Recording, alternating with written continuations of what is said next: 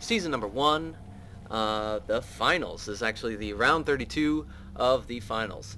And in this match we have Alfy, the red Zerg player in the bottom left, and we have Grez, also the Zerg player in the top right gray. So they're in the absolute farthest possible positions, and this is Securus Plateau. I can't say it correctly. So in any case, it is a very big map, even bigger than the original map that we played on, which was Delta, that they played on, which was Delta Quadrant. So you're going to see, or at least I would expect to see, relatively defensive play, somewhat early expansions, and because of the length, this is a very good map for speedlings.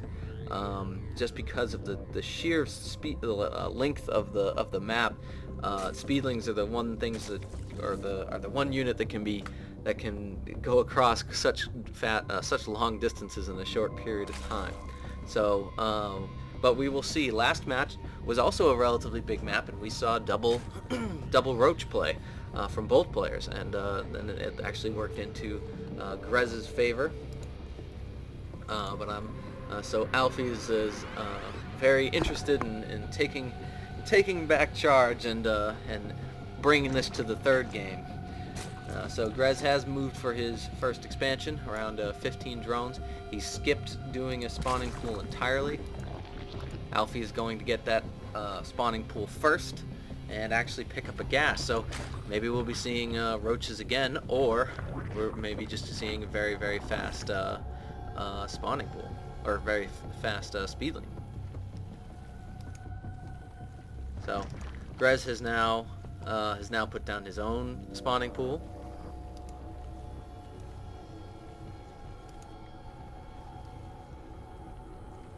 Alfy was having one drone do the pee-pee dance at between his hatchery and his gas, just to make sure that Grez didn't try to put a evolution chamber down.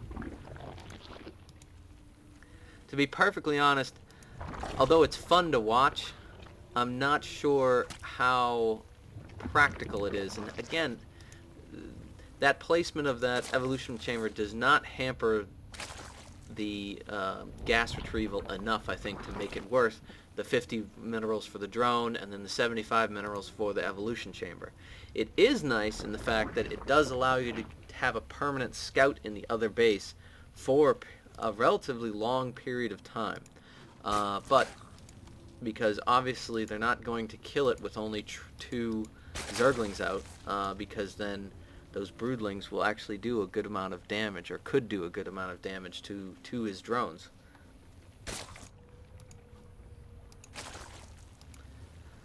So Alfy's just pumping that economy. Similarly, Grez is also pumping the economy. Has a couple Zerglings there for defense. Sends out 2 Zerglings for a scouting mission, I would assume.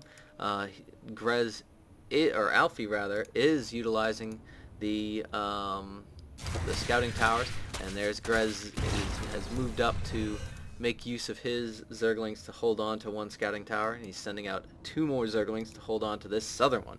So Grez is doing is making use of some early Zerglings to really get a hold of what's happening on the map, which is so very important. So Alfy is just still economying up, and there's that roach warren.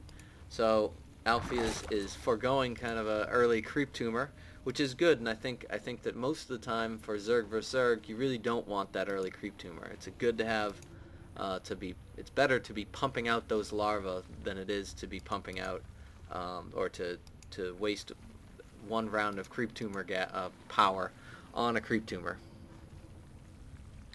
Certainly later on it's more worthwhile, but not at this early point in time. So Alfy is starting to build his roach army. Grez has already got speedlings out.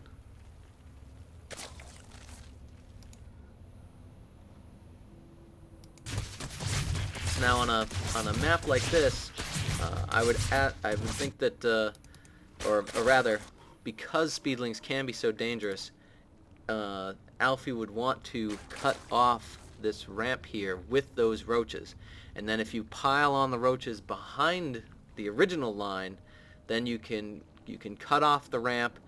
And what you can do is when the zerglings come up, they'll only do a small number of damage to the frontmost roaches and won't be able to get that surround, and you will be able to hold off a large number of zerglings with those roaches, which is what he needs to do, especially since now Grez is going to be pushing forward. That's quite a large zergling army, so this could be very dangerous for Alfy. And here we go.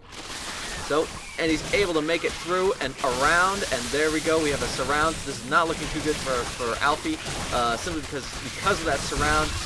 Grez is going to be able to push through. He's going to be able to do a lot of damage to those mineral gatherers, and he had Alfy had to use those mineral gatherers just to keep those roaches alive. But as you can see, that was even though Grez has lost every single zergling, that was a devastating attack on the economy. If you just take a look at the income tab, you know, Alfy is already down to 16 harvesters. He is not looking like he's going to, you know, he is in really a rough spot, and all Grez needs to do now is just pump out those zerglings as much as he can and just keep sending them on in. This is going to allow him to really abuse the fact that he really hurt Alfy in that initial push. Alfy is making a good decision here to block up his main ramp, because even though there are a lot of zerglings, it is impossible for zerglings to get past all of these roaches if they hold on to it. But unfortunately what that means is he's basically kind of giving up on the natural, which is going to be really hard to recover from unless he starts to break some of those rocks and gets the expansion over here. Grez is in a really strong position right now. I know that most likely what he's going to be doing is, oh, and here's the Roach Warren. So he's going to switch tech a little bit to maybe make a nice Roach versus Roach and Zergling mix. Unfortunately, those broodlings were not utilized very much, but that's okay. They were good enough for scouting. Grez does still have a pretty significant Zergling army. Alfy does not have any upgrades. Grez still also working on no upgrades. But the thing is that Alfy does have a pretty significant number of roaches. Now, this can be good if he was able to keep his units from being surrounded, but I think he's going to have a hard time doing that just because those speedlings move so fast, and there's really only one place for him to do that, which is on an edge or on the ramp. And he's already surrounded, and those roaches, although they do a lot of damage, they're just not going to be able to hold out against so many zerglings. And as you can see, we're just pumping more out as they come, and it looks like that force is also going to be pushed away relatively easy by Alfy. That was nothing, you know, unfortunately kind of a big loss there, and he is able to hold off his ramp, but it's just not looking very good unless he can get something else going, like some sort of tech, which, I mean, he's still on that base hatchery. Same thing with Grez. Oh, Grez has upgraded, or is upgrading to layer, rather. Oh no, he is upgraded to layer. What am I saying? So here we go.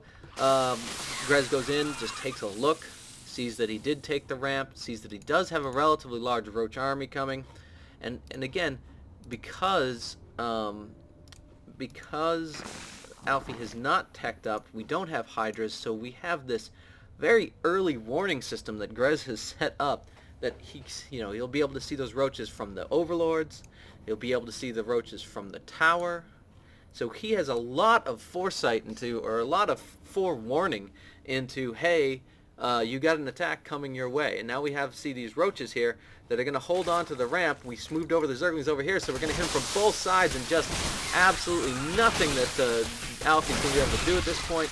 We look at Grez, he just has too many units, and that looks like that's the good game. So 2-0 for Grez. Grez moves on to round 16, and thank you both, Grez and Alfy, for the wonderful game, and I look forward to seeing you guys hopefully, or Grez, hopefully see you in the future. As always, if you like these games, please subscribe and rate.